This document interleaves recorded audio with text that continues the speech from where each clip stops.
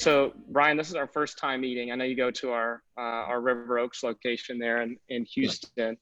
Um, you're a school administrator, and you're the first person we've had on that it has been in the education space. But I probably every single episode, someone has thanked teachers in some way, shape, or form. They have cursed themselves as a teacher because they are not good at it. Yeah. But educators have been brought up many, many times on the calls. And I think in addition to healthcare workers and doctors and nurses, there is a huge appreciation for educators right now and everything that they are having to adjust to and go through. And it can't be easy. I mean, I hear the Zoom calls with my 9-year-old daughter. Yep. And God bless these teachers, because you've got kids that don't know how to work the mute button on Zoom, and Right. they're eating their oatmeal at the same time. They don't look at their background before they start. Yeah. Yeah. I mean, you're lucky to get everyone putting their clothes on, Right. and waking up on time Yeah. to class. So, but what this show is about is the positive shifts that people are making in society, whether it's in your primary business and education, what you're seeing with the teachers, with the staff at the schools, some things positively that have come out of this, or just in your personal life. I don't know if you have children or are married, but So you have 4. Okay. I have 4. All right. Yeah. Well, we could talk a solid couple of hours then. Talk a couple hours about that. But I think, from that, and keep in mind, I've been an educator for 16 years now, and we are not getting everything right every day. I mean, we really aren't. And I think that's probably a positive message I feel needs to be pushed out a whole lot more to every parent out there who kind of struggles with this. I mean, I know quite a few who are single parents, and they're either essential workers and they're out there every day, or they're working from home and trying to balance it. And I think the big misnomer is to call this homeschool. It's not homeschool. Homeschool is something you plan for. It's something you had the whole previous summer to figure out how to do this. What I've been calling this crisis education management, and so kind of like any other emergency management agency, you're doing the absolute best you can with the tools you have in the situation, that you find yourself in. And that's something that's been kind of positive from a lot of teachers. Is in high school, there's a common joke: elementary school teachers teach because they love kids, and high school teachers teach because they love the content, and college professors teach because they love themselves. There's kind of that run, right? Yeah. High school teachers do love the content. I'm a social sciences guy, and loved, teaching U.S. history and human geography and a half dozen other things. But one of the things that, and we've always pushed out the idea that the relationship between the student and the teacher is the most important thing and a driver of education. But right now, that's about the only thing we have. And we are still putting out, and a lot of kids are interacting with it. But at the end of the day, the relationship that you had, or that you're finding yourself having to build virtually, is really the only kind of accountability and the only kind of thing we have to hang on to. I can't make you get on every day. But if I know your situation where, number one, you either can't get on every day, so I'm going to work with you and I'm going to give grace just as we are having grace with everybody around us for this kind of thing. Or, I'm not in a position where I can get on every day, or I've got little brothers and sisters, but man, I loved your class. And, the unfortunate reality is that school is a safe space for more kids than we would like to think. Right. And so in that 20 or 30 minutes a day, just seeing your teacher, or knowing that your teacher put this together, that you're interacting with, maybe that helps you feel a little safer. And it in one way, it sounds kind of cheap, and the other way, there's no more powerful thing that can be done right now than to just push out a little ray of hope into somebody's life. And for a lot of 14 to 18-year-olds, that little ray of hope is that the belief in continued connection, with your teacher, with your friends, with whatever it is. And we've seen a lot of that. I think in a lot of ways, that's why the connection rate, at least right now, is so higher than I would have expected, is because there's this positivity that a lot of them are associating with just contact with the school. It's been every part of their lives all the way from the time that some of them were 3 and 4. And so that connection helps to bring a little bit, maybe bring the anxiety down, maybe give them something to focus on. That's not, I think, as you said earlier, so many people going through so many things. This is bigger. It can feel insurmountable sometimes, but to give you a task to do that you've already been taught how to complete, and to complete that with satisfaction, to get any feedback from your teacher, is probably overwhelmingly satisfying at this time. So. Yeah, absolutely. I've talked a lot on this show about building of character, and I believe one of those pillars on building character is self-discipline. Is there an opportunity right now for these kids, and frankly for the teachers too, to build some self-discipline, because it's being tested, right? Like, if you don't want to go to school today, you can just sleep in and keep the laptop closed. You can.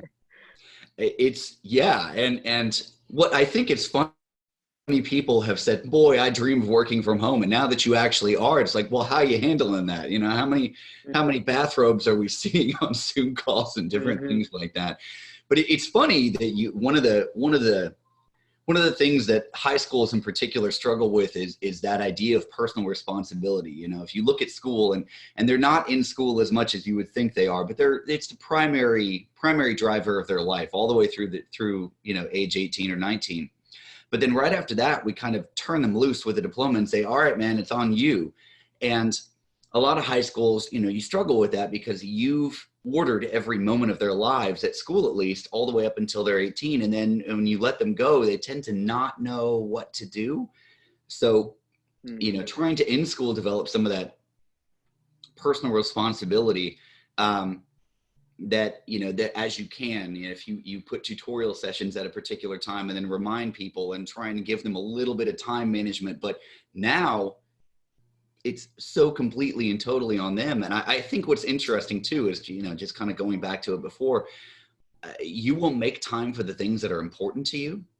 And so if this is an important thing to you, you tend to see people get on and do something, even if it's just connection and saying, I'm here, I'm still alive, I can't get to this today. But there's a personal, I think there's a relational and connectional aspect to personal responsibility that maybe I didn't see before. I think a lot of it was kind of in that typical American fashion. We're all going to do this by ourselves and we're going to be held responsible. And there's always some of that, right? I have to get on every day at times for meetings, and as do you and everybody else. However, do I really want to get on that? And I think for kids, it's very important. Do I want to get on with that teacher today? And there have been a couple of conversations I've had is like, well, why aren't kids getting on? Well, what was the kind of relationship you had with them before? That's interesting, because now when they don't have to get on, it's coming out. They were really into what you were talking about and what you were doing, and they may not have liked Algebra 2, but they liked you as a teacher, and now they're going to be on. So that's been an interesting, I think, maybe a personal discovery for me, is that I think that personal responsibility has a large relational connection to it. So. Yeah, I mean, I've got a 13-year-old boy and a 12-year-old boy, and my 13-year-old has always been very studious. Yeah. He's constantly worrying about whether he has his homework done or not. And so for him, this is really easy. He shows up at a specific time, and he's always on time, or he's always early. He does his work, he gets everything done, and then he moves on to, playing basketball or playing video games. Yeah. My 12-year-old, on the other hand, has never been that way. And we had an incident yesterday where he was playing video games 7 o'clock at night, and my wife gets a text message from the teacher that says, Pierce did not do what he was supposed to today. He missed some deadlines. Yep. And she had to bring Pierce out and said, Pierce, I've given you discretion. I've allowed you the opportunity to have your personal responsibility, to take ownership of that, and have some self-discipline. And, you missed these deadlines. And, he was up last night because he missed the deadlines. He was up until like 10 o'clock at night, and he didn't have school today. They were off. They already had a pre-planned day, but he's doing schoolwork half the day because he just learned a lesson that I'm not going to be able to get to play the video games or have this responsibility unless I prove to myself and my parents, my teacher, that I deserve that. Yep. So we're all having to give our kids an opportunity to do things on their own. Yeah. And I thought it was a good lesson for him because it may not have been one that he would have learned in a traditional No. environment. You've got a lot of people on, a student throughout the day to try and get stuff done. And I think that probably is another really great takeaway for any parent who's got kids at home right now, is that that's probably the most important thing you can do. I've got several parents who are like, I don't know physics, I can't help them. Like, it's probably not your job to help them figure out how to do the math for physics. It's your job to ask them, did you have physics homework today? How did it go? And that, like, that's an incredibly valuable lesson. And just knowing that somebody on either end cares about what goes on in their life, which right now is trying to get their work done, I think is incredible, and something that may not have been highlighted as much before because you went to school all day, you were in the presence of this teacher, you had reminders 7 times or 8 times, however many periods you had to get it done. And now, it really is on you. I've got a freshman in high school and an 8th grader, and both of them have had those kind of conversations. Like, we can let you do your own thing, but when I get things that say you have missed a deadline or you need to do this, guess what? We're going to have a conversation. And that's been, as a parent, that's been valuable as well, because that's a conversation we may not have had in the same, like, I'm trusting to get these things done, and I want to believe you're responsible. Help me believe that you're responsible. So good.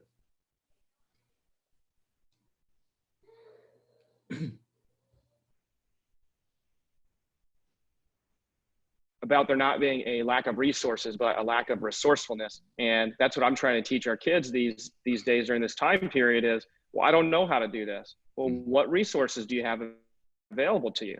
Well, the teacher's not available. What other resources do you have available to you? And there is a YouTube, there is Google, like there's an ability to go out and find the information and figure it out. Because we sometimes as parents, like, we don't know physics or we don't know the math, but we know that there is an answer somewhere. And so I've seen my kids become more resourceful because we have not taken it on ourselves. We have not become the teacher and felt the burden of that.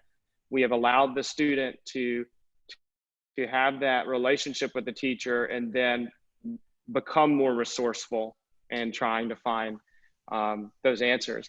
Tell me, what I'm really curious about right now is that I don't have insight into. I got insight into my kids' life, right? I'm with them every day.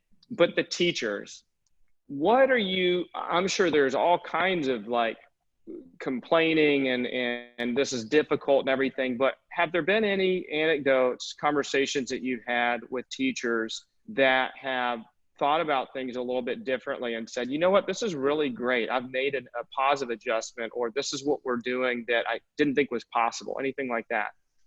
You've had, one of our large worries was always on either end of the high school spectrum, your freshmen and sometimes your sophomores and then your seniors. When you get to spring of a year, everybody starts to disengage.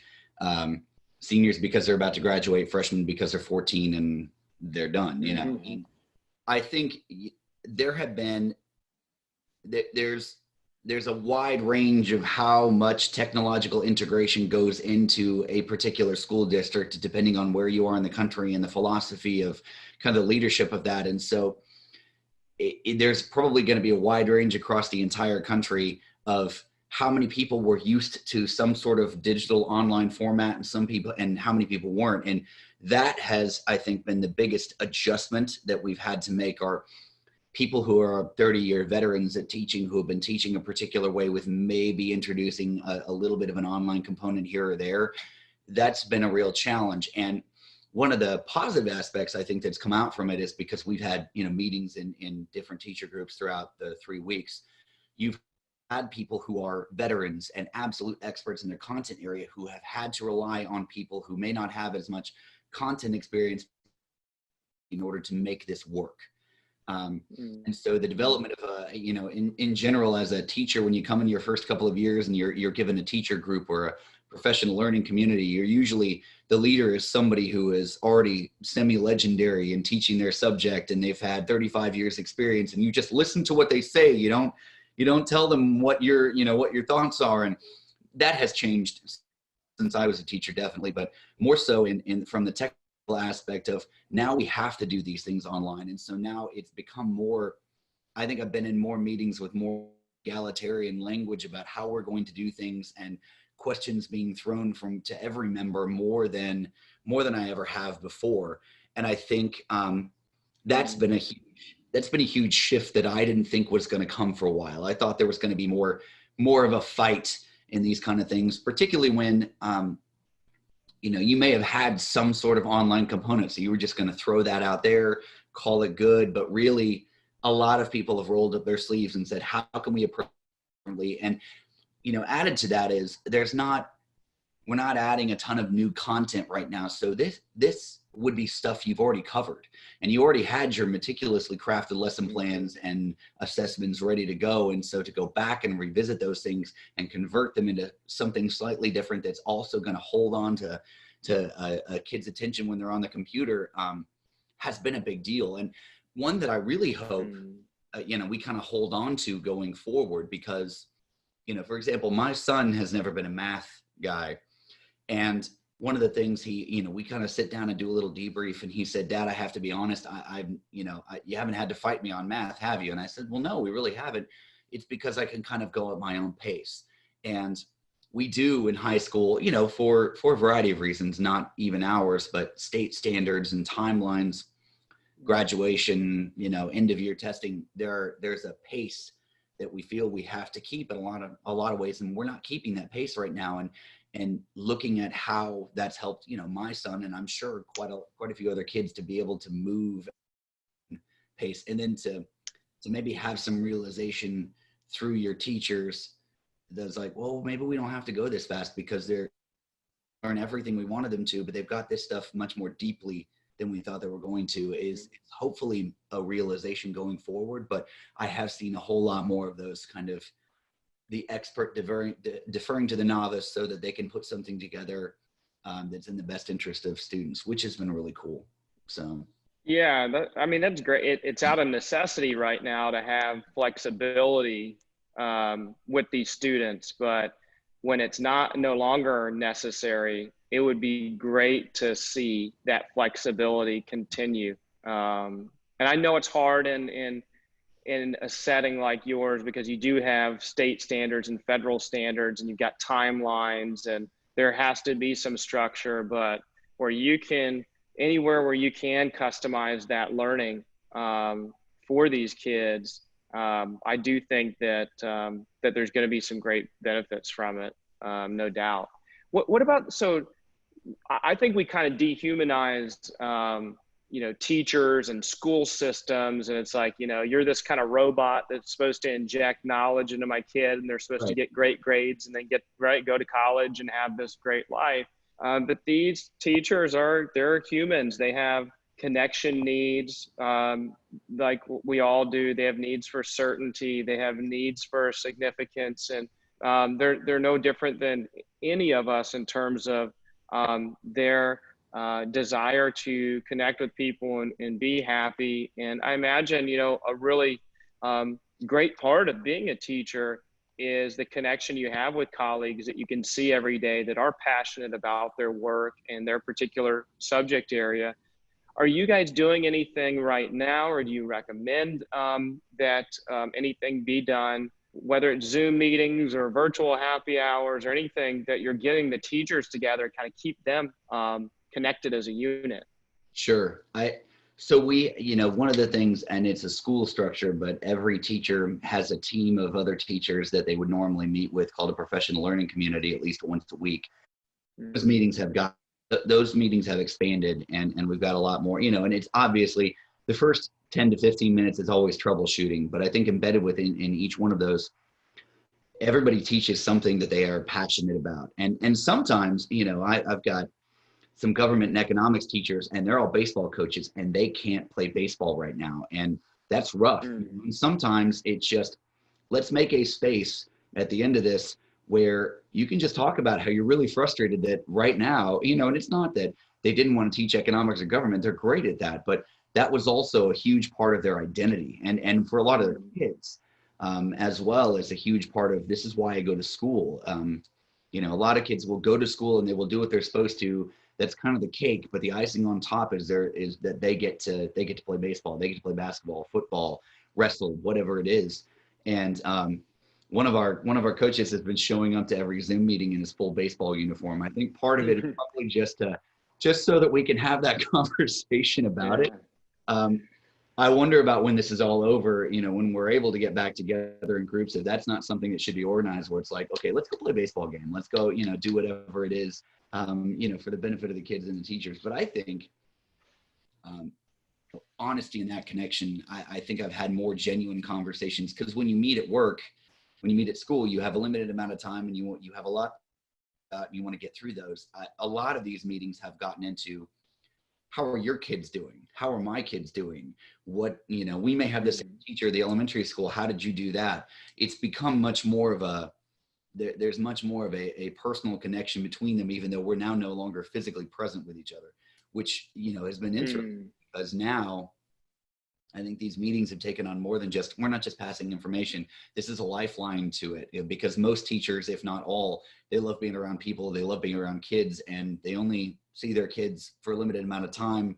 Some of them they haven't seen at all for a while, and they're worried about them. And then when they get together with when we see everybody every day in the hallways, it's one thing, and you can sit down and say, well, let's get to work. But I think a lot of these meetings have become longer affairs, and a lot of it has been, how are your kids doing? You know, tell me about what would have been happening in baseball, you know, this time. And I think maybe just personal connection to what you're struggling with, because there are also, you know, quite a few teachers who are young. They may not have anybody else in their lives right now. They've got a pet, but that's it. So they're kind of banging around in the walls of their apartment or house by themselves. And you can kind of sense that after a while. If you had to call somebody out where it's like, look, I know you're really excited about your subject, but I need you to keep it to 30 minutes a day. And they're like, but I don't have anything else to do. Okay, well, let's set up a time and just talk. You know, and I think discovering that just as much as with kids is, you've got a lot of people out there who they can't go anywhere. They can't see anyone. And this works. I've had virtual happy hours with friends of mine and you know, with some teachers as well. But man, you know, I mean, beyond 5 o'clock when we're all sitting around with a drink and just talking about our lives, in the middle of the day, I think 2 o'clock sometimes comes, and it's like, man, what am I doing? You know, and I think there's no, maybe just being responsive to what you see. And it's not just about asking if you're all right, because you can do that when you're at work and you're all right. Yeah, I'm fine. I'm good. But then asking here, and we had this, when I was trained as kind of an instructional coach, like a teacher coach, one of the key phrases was in a conversation to let silence do the heavy lifting. So ask a question and then don't respond back yet. Let the air carry a little weight, because everybody will tell you, I'm fine. Right now, give it about 10, 15 seconds and you're going to get a better story. And that story may lead to an essential connection you need to make. I love that. I'm going to call this the behind the scenes show on education and school administration. And I think our audience is really going to appreciate hearing from someone who is on the quote front lines of education right now. I hope it goes without saying that we appreciate our teachers so much right now. And I know that they're under an immense amount of pressure and stress, because this is something that they didn't plan for. It wasn't a planned homeschool rest of the year. And so I just want to thank you guys for everything that you're doing, guys and gals, everybody in the school system, for making the necessary adjustment and staying connected with our kids right now. So thank you for that, my friend. And hopefully I'll see you in Gents Place, River Oaks one of these days. I hope so. Yeah, I'm looking forward to going back. It's my happy place. I think on behalf of teachers, thank you. But also, you know, we'd like to thank you as parents for just keeping up with your kids. I can't tell you how much it means to us and to them that you stay connected in some way, shape, or form. And we don't expect miracles. We just expect you to keep talking to us. So. Yeah. Awesome, my friend. Well, thank you very much. I'll let you get back to work. Okay, man. I appreciate you. All right. Bye-bye.